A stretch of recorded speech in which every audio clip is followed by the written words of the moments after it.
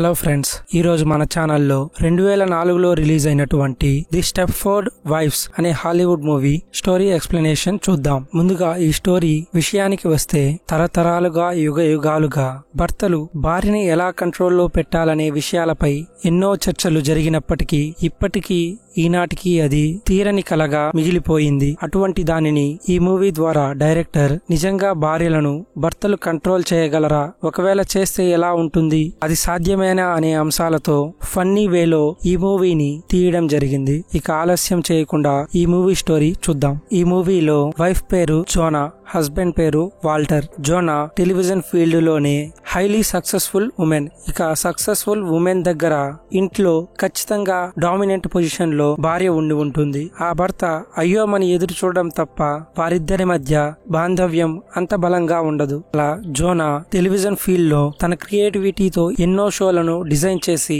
వాటిని సక్సెస్ఫుల్ గా రన్ చేస్తూ ఉంటుంది. కానీ జోనాకి క్రియేటివిటీ మరీ ఎక్కువైపోవడంతో కొత్తగా ట్రై చేసిన షో జోనాకి చాలా చెడ్డ పేరును తీసుకువస్తుంది. అది ఎంతలా అంటే, తను ఇంతవరకు సక్సెస్ఫుల్ గా రన్ చేసినటువంటి ఆ ఫీల్డ్ లో తన జాబ్ ని సైతం కోల్పోయే విధంగా ఆ ఇంపాక్ట్ ఉంటుంది. ఇక అప్పటి వరకు హైలీ సక్సెస్ఫుల్ ఉమెన్ గా కొనసాగిన జోనాకి సడన్ గా జాబ్ పోవడంతో కొంత డిప్రెషన్ లోకి వెళ్తుంది. ఇక తన భార్య డిప్రెషన్ లోకి వెళ్లడం చూసిన వాల్టర్ కొన్ని రోజులు పీస్ఫుల్ ఎన్విరాన్మెంట్ లో టైం స్పెండ్ చేయాలని జోనాని సిటీకి దూరంగా ఉన్నటువంటి కొత్త ప్లేస్ కి వెళ్లడానికి ఒప్పిస్తాడు. అలా జోనా వాల్టర్ వాళ్ళిద్దరు పిల్లలు కొత్త ప్లేస్ కి వెళ్తారు. ఆ ప్లేస్ పేరే స్టెప్ఫోర్డ్ టౌన్. ఆ స్టెప్ఫోర్డ్ టౌన్ చాలా క్లీన్ గా, చాలా పీస్ఫుల్ గా ఉంటుంది. అక్కడికి సెలెక్టెడ్ పీపుల్ ని మాత్రమే అలౌ చేస్తారు. ఇలా అక్కడ ప్రకృతి ప్రశాంతంగా ఉన్నప్పటికీ మనం ప్రత్యేకంగా చెప్పుకోవాల్సిన వారు మరొకరున్నారు. వారే అక్కడ నివసిస్తున్నటువంటి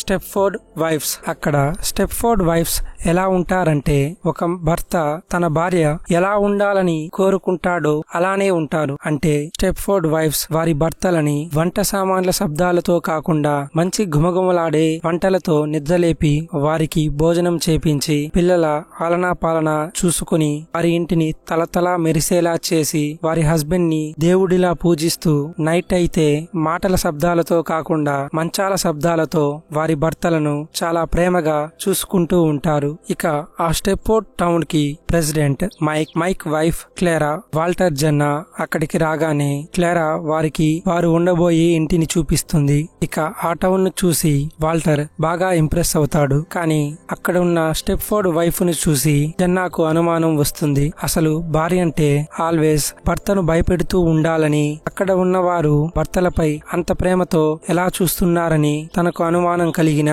కొత్త ప్లేస్ అని సర్దుకుపోవడానికి ట్రై చేస్తూ ఉంటుంది. అలా అక్కడికి వచ్చిన జోనాకి బాబీ అనే రైటర్, రోజర్ అనే గే పరిచయం అవుతారు. వారు కూడా రీసెంట్ గా ఆ స్టెప్ఫోర్డ్ టౌన్ కి వచ్చి ఉంటారు. అలా వారు ముగ్గురు కొత్తగా అక్కడికి రావడంతో వారు బెస్ట్ ఫ్రెండ్స్ గా మారిపోతారు. ఆ స్టెప్ఫోర్డ్ టౌన్ ని చూస్తున్న వారు ముగ్గురు అక్కడ సంథింగ్ ఏదో జరుగుతోందని అనుకుంటారు. అలా వారు అనుమానిస్తున్నట్టుగానే ఒకరోజు పార్టీలో సారా అనే వైఫ్ పార్టీలో స్పృహ తప్పి పడిపోతుంది. కానీ తనను హాస్పిటల్ కి తీసుకు వెళ్లకుండా మైక్ తనని చెక్ చేసి షీఈ్ ఓకే అని చెబుతాడు. ఇక తరువాత రోజు సారాకి ఎలా ఉందో చూద్దామని వారు ముగ్గురు కలిసి అక్కడికి వెళ్తారు. అలా సారా ఇంట్లో వారికి ఒక రిమోట్ కనిపిస్తుంది. ఆ రిమోట్ పై సారా అనే పేరు రాసి ఉంటుంది. అలా ఆ రిమోట్ తీసుకున్న రోజర్ ఆ బటన్ ని ప్రెస్ చేస్తూ ఉంటాడు. అలా ఆ బటన్ ని ప్రెస్ చేయగా సారా ఆ బటన్స్ కి అనుగుణంగా కదులుతూ ఉంటుంది. కానీ ఈ విషయాన్ని వారు ముగ్గురు పట్టించుకోరు.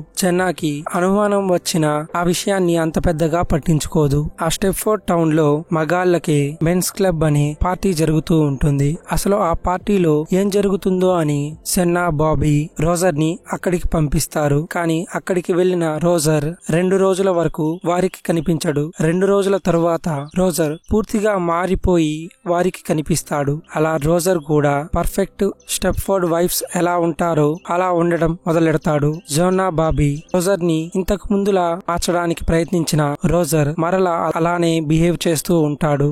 ఇక అనుమానంతో జెన్నా బాబీ అక్కడి నుంచి వెళ్లిపోదామని అనుకుంటారు. ఇదే విషయాన్ని జెన్నా వాల్టర్ కి చెబుతుంది. అందుకు వాల్టర్ కూడా తనకు ఇష్టం లేకపోతే నెక్స్ట్ డే అక్కడి నుంచి వెళ్లిపోదామని అంటాడు. కానీ ఆ రోజు నైట్ జెన్నా తన ఇంట్లో తనకి ఒక రిమోట్ కనిపిస్తుంది. అచ్చం అది సారా ఇంట్లో చూసిన రిమోట్ లాగే ఉంటుంది. కానీ దాని మీద తన పేరు రాసి ఉంటుంది. ఇక జెన్నాకి అనుమానం ఎక్కువ అవడంతో అక్కడ ఉన్న స్టెప్ఫోర్డ్ వైఫ్స్ నేమ్స్ అన్నిటినీ ఇంటర్నెట్ లో సెర్చ్ చేస్తుంది. అలా సెర్చ్ చేసిన జెన్నాకి దిమ్మ తిరిగిపోయే న్యూస్ తెలుస్తుంది. అదేమిటంటే అక్కడ ఉన్న స్టెప్ఫోర్డ్ వైఫ్స్ అందరూ వివిధ రంగాలలో జెన్నా లాగే హైలీ సక్సెస్ఫుల్ లైఫ్ ని లీడ్ చేసినటువంటి వ్యక్తులు. అలా సక్సెస్ఫుల్ గా రన్ అయినటువంటి వారు ఇప్పుడు ఇంటికి దీపం ఇల్లాలు అనే రేంజ్ లో మారిపోవడానికి ఏదో బలమైన కారణం ఉందని, బహుశా వాల్టర్ కూడా అందుకే తనని ఇక్కడికి తీసుకువచ్చాడని అనుమానం కలిగి ఆ నెక్స్ట్ డే మార్నింగ్ ఈ విషయాన్ని బాబీకి చెప్పడానికి వెళ్తుంది.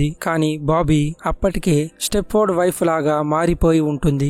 ఇక బాబీ కూడా అలా మారిపోవడంతో జెన్నా అక్కడ ఉంటే డేంజర్ అని తన పిల్లలను తీసుకుని అక్కడి నుంచి వెళ్లిపోవాలని ప్రయత్నిస్తుంది. కానీ తమ పిల్లల్ని వాల్టర్ ముందుగానే తన దగ్గర పెట్టుకుని ఉంటాడు. అలా వాల్టర్ మెన్స్ క్లబ్ లో ఉన్నాడని తెలుసుకుని జెన్నా మెన్స్ క్లబ్ కు వెళ్తుంది. అలా మెన్స్ క్లబ్ కు వెళ్లగానే మైక్ అక్కడికి వచ్చి అసలు స్టెప్ఫోర్డ్ టౌన్ లో ఏం జరుగుతుందో అనే విషయాన్ని ఎక్స్ప్లెయిన్ చేయడం స్టార్ట్ చేస్తాడు. ఎవరి కుటుంబంలో అయితే భార్య హైలీ సక్సెస్ఫుల్ గా ఉండి భర్తను డామినేట్ చేస్తూ ఉంటుందో అటువంటి వారిని ఈ స్టెప్ఫోర్డ్ టౌన్ లో తమ భర్తలు ఎలా చెబితే అలా నడుచుకునే విధంగా తమ భర్త వారిని ఎలా ఉండాలనుకుంటున్నాడో అలా డిజైన్ చేసుకునే విధంగా మైక్ ఒక ప్రోగ్రామింగ్ ని తయారు చేసి అక్కడ ఉన్నటువంటి భార్యల మెదడులో ఇన్సర్ట్ చేసి ఉంటారు. ఇక అలా చేసిన తరువాత వారు తమ భర్త రిమోట్ ఎలా ప్రెస్ చేస్తే అలా నడుచుకోవడం మొదలు పెడతారు. ఇలా భార్య డామినెంట్ కి గురైన వాల్టర్ కూడా జెన్నాను అక్కడికి తీసుకుని వస్తాడు. ఇప్పుడు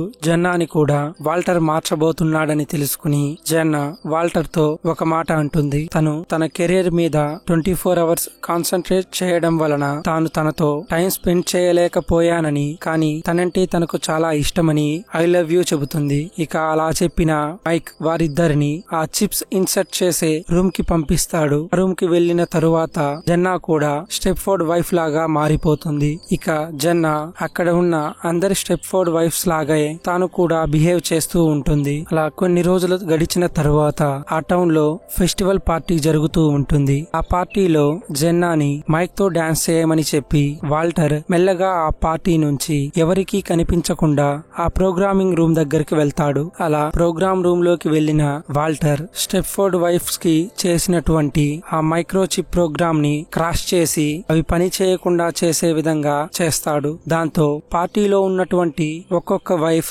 నార్మల్ గా మారిపోతూ ఉంటారు. అలా ఒక్కొక్కరు నార్మల్ గా అవుతూ ఉంటే అక్కడ ఉన్న హస్బెండ్స్ కి అలానే మైక్ కి క్లేరియాకి ఏం జరుగుతుందో అర్థం కాక చూస్తూ ఉండిపోతారు. అప్పుడు అక్కడికి వచ్చిన వాల్టర్ అసలు విషయాన్ని బయట పెడతాడు. అలా జోనాని ప్రోగ్రామ్ రూమ్ కి తీసుకువెళ్లిన వాల్టర్ తన భార్య మీద ప్రేమతో తనని రోబోలాగా మార్చలేకపోతాడు. అందుకు బదులుగా జోనాని రోబోలా మారినట్టు యాక్షన్ చేయమని చెబుతాడు. జోనా కూడా అలానే చేస్తుంది. అలా ఆ పార్టీలో మైక్ అటెన్షన్ ని డైవర్ట్ చేసి వారు ముందుగా ప్లాన్ చేసుకున్నట్టే ఆ సిస్టమ్ యొక్క ప్రోగ్రామ్ ని క్రాష్ చేసి స్టెప్ఫోర్డ్ వైఫ్స్ ని నార్మల్ గా మారుస్తారు. అది విన్న మైక్ కోపంతో వాల్టర్ ని కొట్టడానికి వెళ్తుంటే అది చూసిన జోనా పక్కనే ఉన్న రాడ్ తీసుకుని మైక్ తలపై కొడుతుంది. దెబ్బకు మైక్ తల కింద పడుతుంది. అది చూసిన వారందరూ షాక్ అయిపోతారు. ఎందుకంటే మైక్ ఒక మనిషి కాదు, ఒక రోబో. అప్పుడు వారికి క్లేరియా మరొక సీక్రెట్ ని రివీల్ చేస్తుంది. నిజానికి స్టెప్ఫోర్డ్ వైఫ్ కాన్సెప్ట్ ని తయారు చేసింది క్లేరియా ఒక హైలీ సక్సెస్ఫుల్ సైంటిస్ట్. 24 అవర్స్ తన కెరీర్ మీదే ఫోకస్ చేయడంతో తన భర్త అయినటువంటి మైక్ వేరొక అమ్మాయితో సంబంధం పెట్టుకుంటాడు. ఆ విషయం తెలిసిన క్లేరియా మైక్ ని తనే చంపేస్తుంది. అలా మైక్ ని చంపేసిన క్లేరియాకి రియలైజేషన్ స్టార్ట్ అవుతుంది. తన లైఫ్ లాగా ఇంకొకరి లైఫ్ మారకూడదనే ఉద్దేశంతో ఒక సొసైటీని క్రియేట్ చేసి ఆ సొసైటీలో నివసించే ఫ్యామిలీలో ఎటువంటి గొడవలు ఉండకుండా ఉండాలంటే ముందు ఆడవారి బ్రెయిన్ ని మార్చి తరువాత మగవారి బ్రెయిన్ ని కూడా ప్రోగ్రామింగ్ తో డిజైన్ చేసి పీస్ఫుల్ ఎన్విరాన్మెంట్ ని క్రియేట్ చేయాలని క్లేరియా అనుకుంటుంది. కానీ వాల్టర్ జోనా రావడంతో ఆ ప్లాన్ కాస్త ఫెయిల్ అవుతుంది. ఇక తన ప్లాన్ ఫెయిల్ అవడంతో రోబో మైక్ తలని ముద్దు పెట్టుకోవడంతో చివరికి తన షాక్ షాక్ కొట్టి తను కూడా చనిపోతుంది. అలా చివరికి జోనా తన కెరియర్ లో సక్సెస్ఫుల్ గా కొనసాగుతూ తన ఫ్యామిలీ కోసం కూడా కొంత టైం ని స్పెండ్ చేస్తూ ఇంతకు ముందు తను చేసినటువంటి మిస్టేక్స్ ని సరిచేసుకుంటూ వాల్టర్ జోనా సంతోషంగా జీవితాన్ని గడుపుతూ ఉంటారు. కానీ చివరికి ఇంట్లో పనులన్నీ హస్బెండ్స్ చేతే చేపిస్తూ మళ్లీ మగవారి బతుకులు మామూలే అని మగవారినందరినీ ఒక మాల్లో షాపింగ్ చేస్తూ చూపిస్తూ ఈ మూవీ ఇక్కడే ఎండ్ అవుతుంది. అలా ఈ మూవీ డైరెక్టర్ ఆడవారిని కంట్రోల్లో పెట్టాలనుకుంటే మగవారు అడ్రస్ లేకుండా వెళ్లిపోతారని, చివరికి ఇంటికి దీపం ఇల్లాలు కానీ ఇంట్లో ఉండాల్సింది భర్తే అనే సందేశంతో ఈ మూవీ ఎండ్ అవుతుంది.